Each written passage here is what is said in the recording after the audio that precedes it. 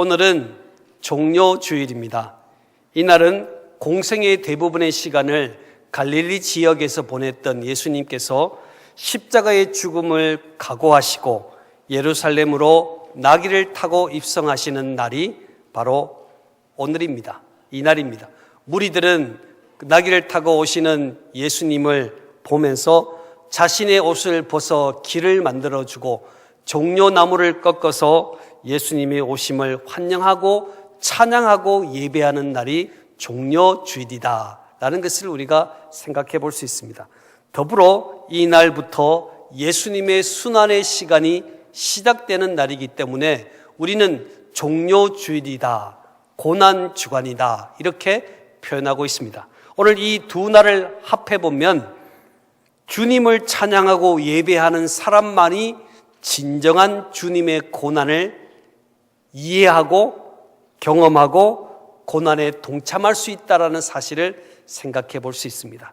주님의 오심을 기뻐하고 감사했던 무리들이 시간이 지남에 따라 예수님의 고난을 생각하고 깊이 묵상하는 은혜를 가질 수 있다라는 것입니다. 저는 오늘 본문을 통해서 예수님이 이날에 하신 일이 어떤 것이고 예수님 주변에는 어떤 일들이 일어났는지를 살펴보면서 오늘 저와 여러분이 종료주일을 보내면서 어떤 모습으로 하나님 앞에 서는 것이 중요할 것인가, 오늘 저는 본문을 통해서 말씀을 드리고자 합니다. 오늘 이날의 종료주일에 주님이 보여주시는 모습은 고난 가운데도 당당한 모습을 보여주셨습니다.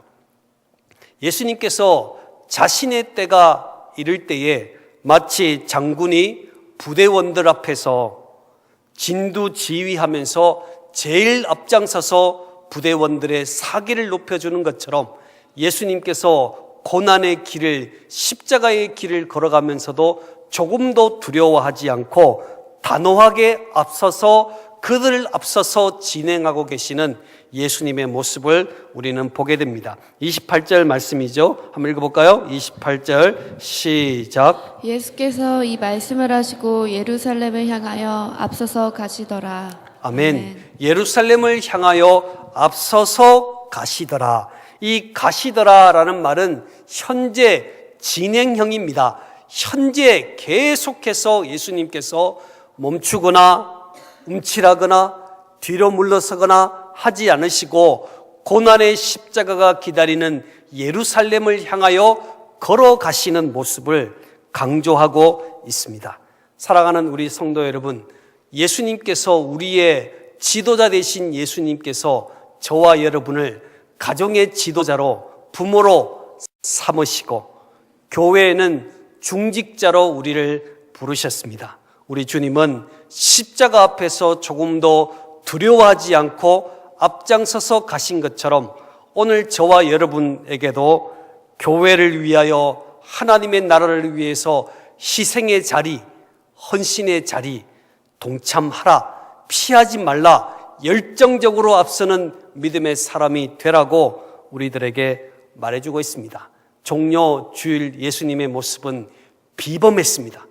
종료주일 예수님의 모습은 죽음을 앞두고도 당당하게 그 고난의 길을 걸으신 주님의 모습을 보면서 오늘 우리가 종료주일을 맞이하는 저와 여러분 안에 희생의 모습이 있습니까?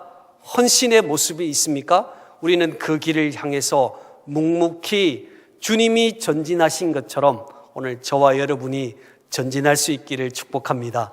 주님은 전진하셨는데 오늘 종료주일을 맞이해서 우리에게는 교회를 위해서 희생하는 마음이 없어요.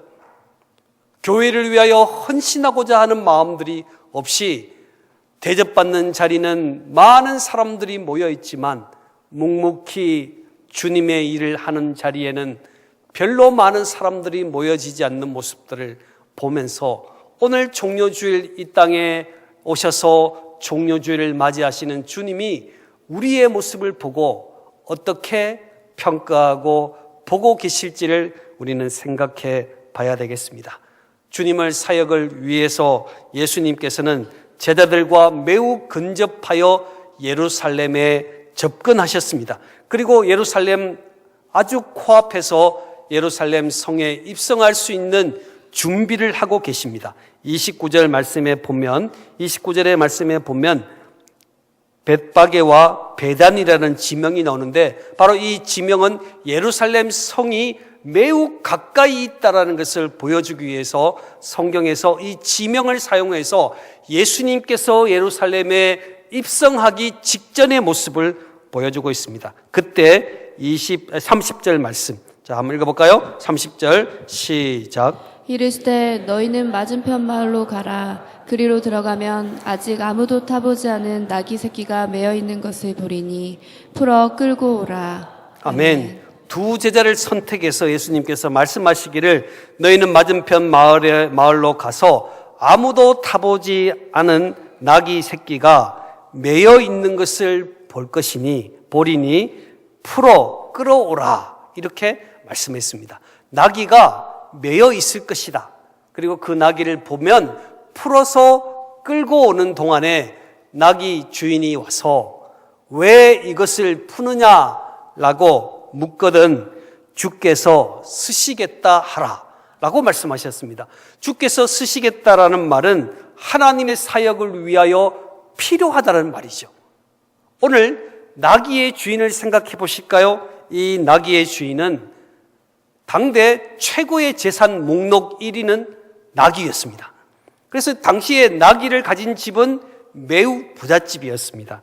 이 부잣집에 나귀가 한 마리 있는데 너무나 이 나귀가 비싸고 또 고가기 때문에 한 사람이 나귀를 소유하지 못했습니다. 자, 33절에 볼까요? 33절에 보면 나귀 새끼를 풀 때에 그 임자들이, 그래서 이 나귀는 한 사람의 소유가 아니라 여러 명이 이 나귀를 한 마리를 두고 소유권을 행사할 만큼 매우 값진 나귀임을 우리는 볼 수 있습니다.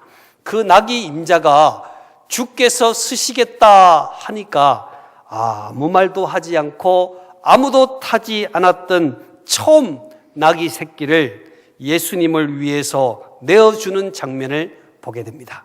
이는 마치 베다니에서 향유 옥합을 깨트려서 예수님의 머리에 부었던 오늘 이 여인의 모습이 생각납니다. 가장 중요한 자신에게 앞으로 미래가 달려있는 향유 한 옥합을 주님을 위해서 깨뜨린 것처럼 오늘 이 나귀 주인들이, 여러 명의 주인들이 한 사람도 반대하지 않고 한 사람도 다른 생각하지 않고 주께서 쓰시겠다, 하나님의 사역에 필요하다 하니까 가장 소중한 나귀를 손에 쥐어주는 일들을 하게 되었습니다.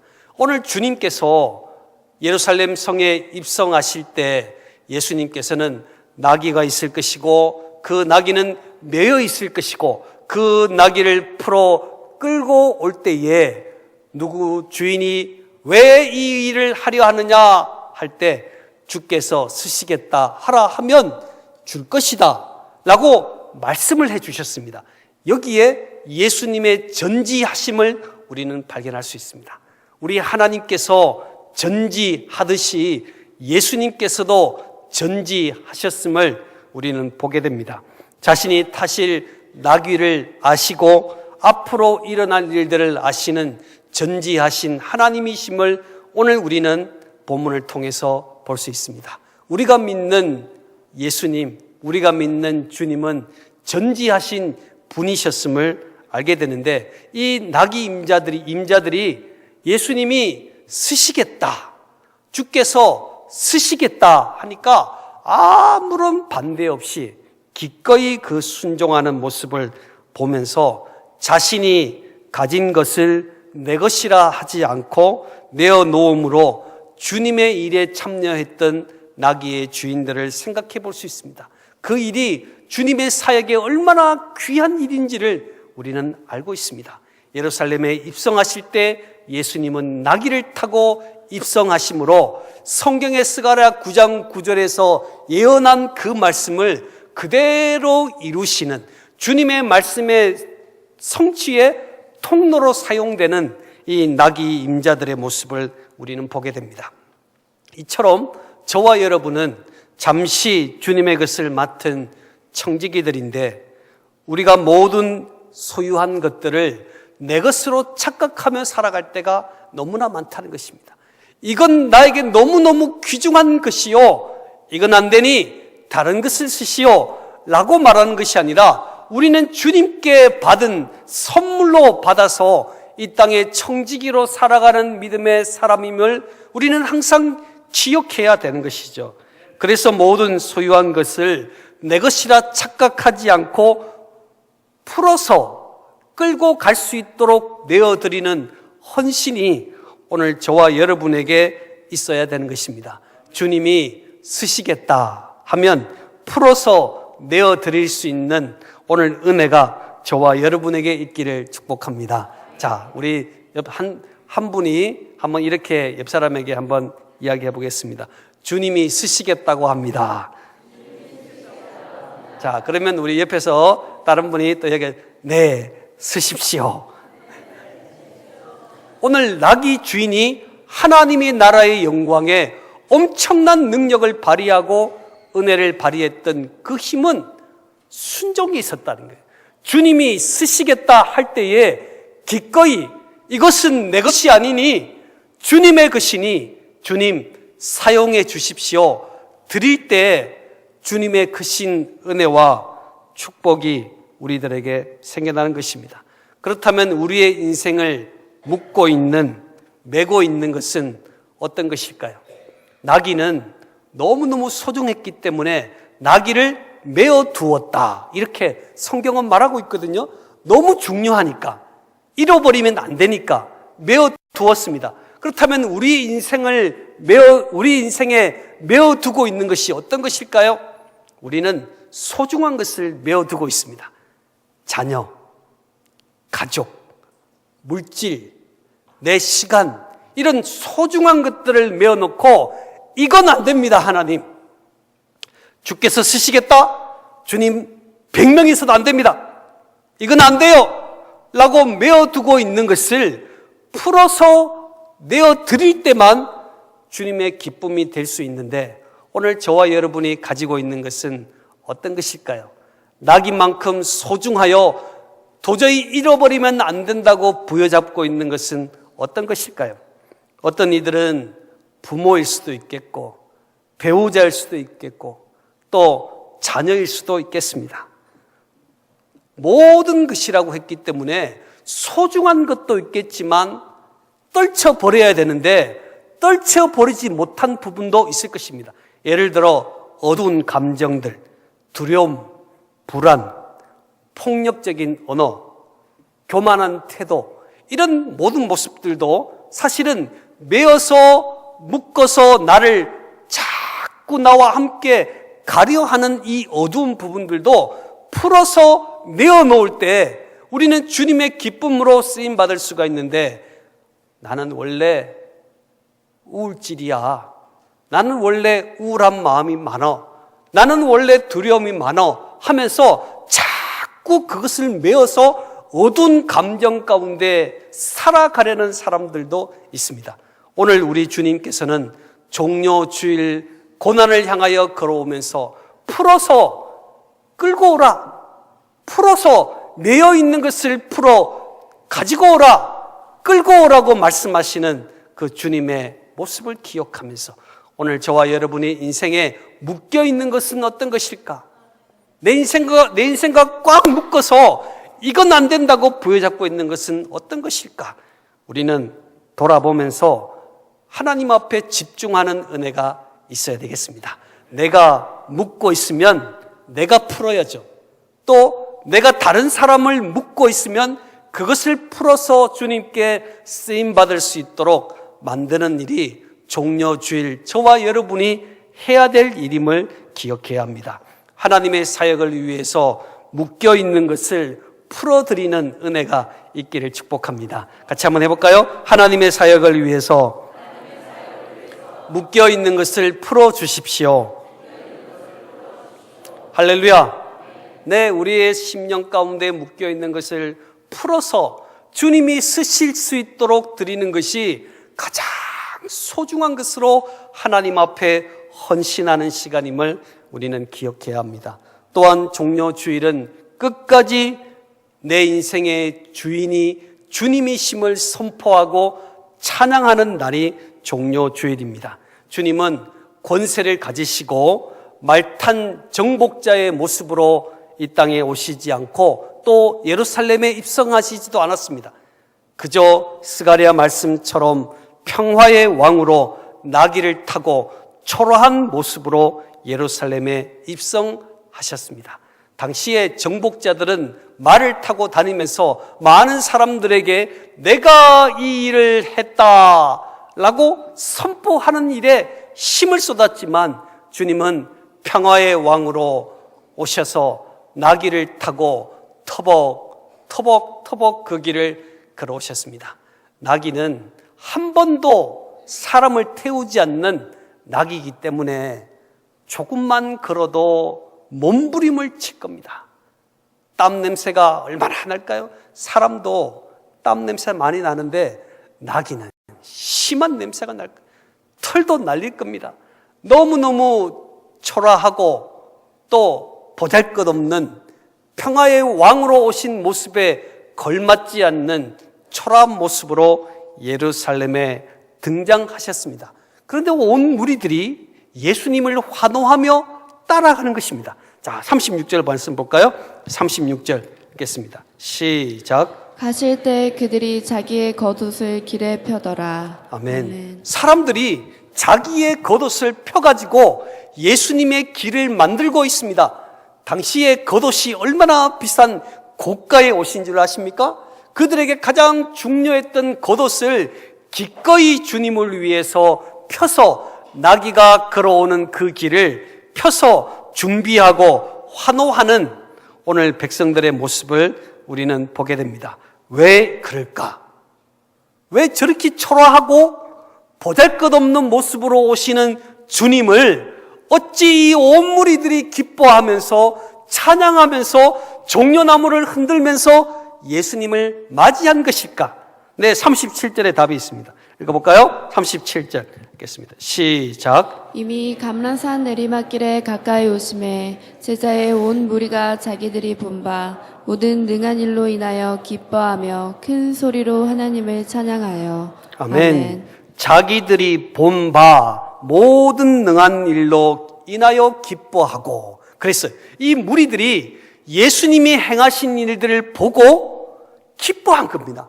예수님이 행하시는 모든 기적들을 보고 말씀에 가르치는 역사를 보고 귀신이 떠나가고 병자가 치유되고 안진뱅이가 일어나고 하나님의 역사의 말씀을 전할 때 온 무리들이 마음을 열고 하나님 앞에 집중하여 서 있는 모습을 보았다 이거예요. 보았기 때문에 그들이 경험했고 체험했기 때문에 예수님이 나귀를 타고 초라한 모습으로 오실지라도 그들은 평화의 왕으로 맞이하는 기쁨이 그들에게 있었음을 우리는 보게 됩니다. 평소의 모습과 예수님의 모습이 참 다르다라는 것을 보게 됩니다. 평소에는 예수님이 군중들을 피했습니다. 예수님이 군중들이 찾아와서 왕으로 삼으려 할 때는 예수님이 도망치듯이 도망가서 산에서 홀로 하나님 앞에 기도했던 예수님의 모습을 알게 될 것입니다. 또 많은 이들이 당신은 하나님의 아들이요 할 때 아무에게도 말하지 말라라고 말씀하셨던 예수님이 오늘 왠지 백성들이 자기의 겉옷을 쫙 펴줄 때 그 겉옷을 수용하시고 겉옷 위로 예수님이 지나가십니다. 종려나무를 막 흔들면서 호산나 찬양하는 백성들의 모습을 보면서 그리하지 말라 말하지 않고 수용하십니다. 그리고 39절에 보실까요? 39절 읽어보겠습니다. 39절 시작. 우리 중 어떤 바리새인들이 말하되 선생이여 당신의 제자들을 책망하소서 하거늘. 아멘. 그 중에 어떤 바리새인이 함께 와서 서 있습니다. 그 바리새인이 제자들의 환호가 과하다라고 생각이 되는 거예요. 이것까지는 아니지 않냐? 여기까지는 아니지 않냐라고 과하다는 생각을 가지고 제자들을 책망해달라고 예수님께 부탁을 했습니다. 그의 생각은 아마 이런 것일 겁니다. 이렇게 환호하고 백성들이 환호하면 로마 군인들이 보고 물리적인 위협을 가하지 않겠나라는 그런 의미도 있을 거라고 생각합니다. 아무튼 제자들에게 이 환호하는 이 목소리를 중지하라 해 주십시오, 책망해 주십시오 라고 말을 하는 바리새인에게도 아니다라고 거절하는 거예요. 자, 어떻게 거절합니까? 40절 읽어볼까요? 40절 시작. 대답하여 이르시되 내가 너희에게 말하노니 만일 이 사람들이 침묵하면 돌들이 소리 지르리라 하시니라. 아멘. 예수님이 말씀하십니다. 만일 이 사람이 침묵하면 돌들이 소리 지를 것이다 라고 말씀하셨어요. 이 말씀의 의미는 이것입니다. 내가 영광의 왕이 맞다, 내가 평화의 왕이 맞으니 구원을 경험한 사람들은 모두 외치라, 이 말씀입니다. 구원을 경험한 모든 사람들아 외치라, 그리스도가 왕이 되심을 외치라, 그리스도가 구원자이심을 외치라. 우리는 종료주일을 맞이하고 있습니다. 예수님이 예루살렘에 입성하시는 그날을 기억하면서 우리는 환호하며 기뻐하고 때로는 고난 속에 있는 예수님을 생각하며 슬퍼합니다. 그러나 예수님께서 이들이 외치지 않으면 돌들이 외칠 것이다. 구원받은 자들아 멈추지 마라. 구원받은 자들아 주 예수 그리스도의 복음을 증거하라. 끝까지 증거하라고 말씀하시는 종료주일의 메시지를 우리는 들어야 될 것입니다. 돌들이 외칠 것이다. 너희들이 말하지 않으면 이 돌들이 외쳐서 예수님이 오심을, 평화의 왕으로 오심을 외칠 것이다라고 우리 주님이 말해주고 있습니다. 이 주님의 사역에 동참하는 세 부류가 나누어집니다. 첫 번째 부류는 제자들의 무리의 부류입니다. 그들은 외쳤습니다. 외쳤습니다. 우리가 본 바가 있습니다. 이분은 하나님이십니다. 평화의 왕으로 오셨습니다. 외치는 부류가 있고 그 외침에 대해서 시비를 걸며 서 있는 사람도 있습니다. 이건 아니지 않냐, 이건 옳지 않다라고 말하는 부류도 있습니다. 또 마지막 부류는 가만히 있는 겁니다. 아무도 증거하지 않아서 어쩔 수 없이 증거할 수밖에 없는 부류, 세 가지 부류가 예수님이 오실 때 보여진 부류입니다. 오늘 저와 여러분은 어느 편에 속해 있습니까? 끝까지 예수님의 오심을 기뻐하고 찬양하며 복음을 전하는 자에 서 있습니까? 아니면 그 복음을 전하는 것을 문제 삼아 시비를 거는 자들에게 서 있습니까? 아니면 아무것도 하지 않고 침묵하여 기다리고만 있는 편에 서 있습니까? 우리 주님은 외치라, 제자의 무리에 서서 끝까지 외치라고 말씀해 주셨는데 예수님이 오실 때 정말 자신의 겉옷을 꺼내가지고 길이 되게 만들고 종려나무를 흔들며 환호했던 그들이 예수님이 목요일날 체포되니까 다 도망을 가버렸어요. 예수님이 체포되니까 도망을 갔습니다. 그리고 예수님이 십자가에 질 수밖에 없는 형벌을 또 재판을 받고 있을 때는 제자들의 무리들이 십자가에 못 박으라고 말하고 있는 모습을 보게 됩니다. 우리가 주님의 오심을, 주님이 우리의 인생의 구원자임을 끝까지 전해야 되는데 제자들 무리 역시 초반에는 전했지만 끝까지 전하지 못했습니다. 오늘 저와 여러분은 어떤 모습으로 종료주의를 보내시겠습니까?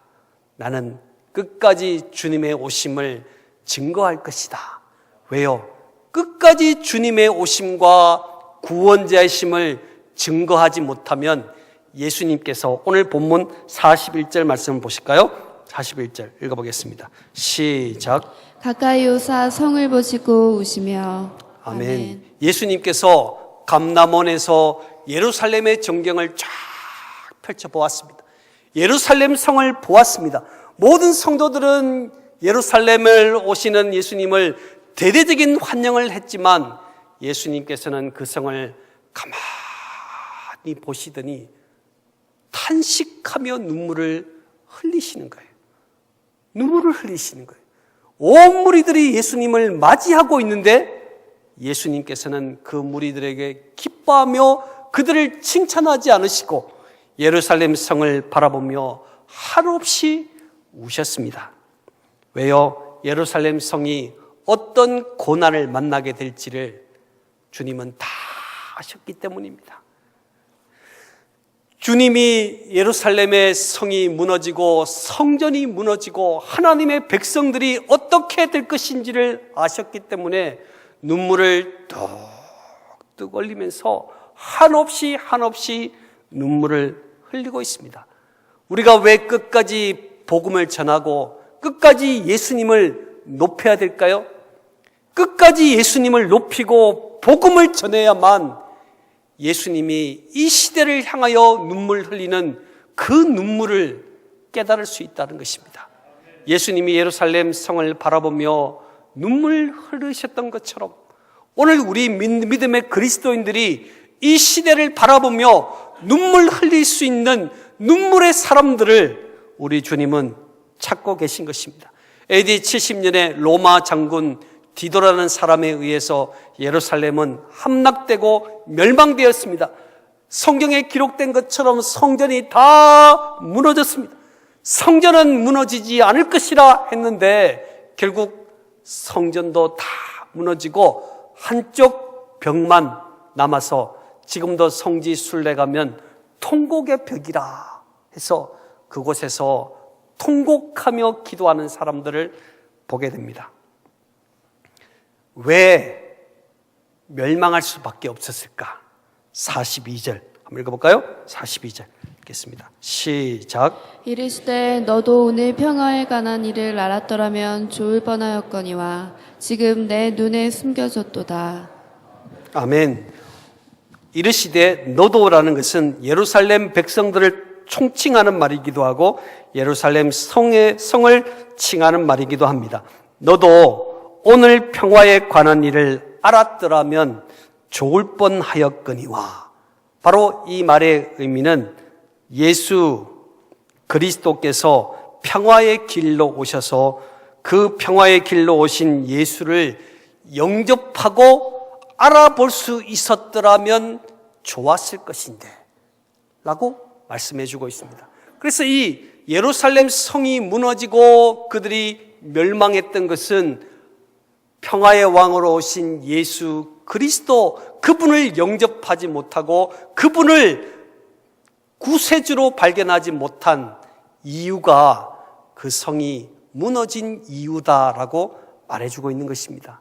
오늘 그렇다면 저와 여러분이 이 자리에 서서 이 시대를 위하여 눈물로 기도해야 될 이유도 무엇인가? 주님을 알지 못하는 사람들이 너무나 많기 때문에 내가 전하지 않고는 영원한 형벌 속에서 죽을 수밖에 없는 저들이 너무너무 많기 때문에 우리는 이 시대를 향하여 예수님이 시대를 보며 우셨던 것처럼 오늘 저와 여러분이 그러한 눈물이 있어야 되겠습니다. 그 모든 눈물은 나로부터 시작되는 것입니다. 내가 하나님 앞에 눈물 흘려야 가정이 보입니다. 내가 눈물을 흘려야 교회를 볼 수 있습니다. 내가 눈물을 흘려야 이 나라 이 민족이 예수 그리스도가 없어서 죽어가고 있다는 사실을 우리가 영의 눈으로 바라볼 수 있는데 그게 보이지 않는 겁니다. 이스라엘 백성들은 예수님이 오심을 환호했지만 예수 그리스도가 없어서 그 심령에 그 나라가 그 교회가 성전이 무너지고 있다는 것을 몰랐다는 거예요. 오늘 이 시대를 살아가는 저와 여러분에게 종료주의를 맞이하는 주님의 오심을 예루살렘에 입성하심을 기뻐하는 우리들에게 너희들도 시대를 위하여 눈물 흘려라. 주님 말지 못하여 죽어가는 자들을 위하여 흘리는 눈물이 왜 어디 없느냐? 왜 없느냐? 라고 탄식하시는 주님의 음성에 우리는 반응할 수 있어야 되겠습니다. 시대를 보고 신앙의 정체성을 지켜가는 우리들을 주님이 이 시간 오신다면 나의 모습을 보시며 웃으실까, 우실까? 오늘 우리는 두 가지의 선택 앞에 있습니다. 나의 모습을 보시고 주님이 웃으실까, 우실까? 기도하겠습니다.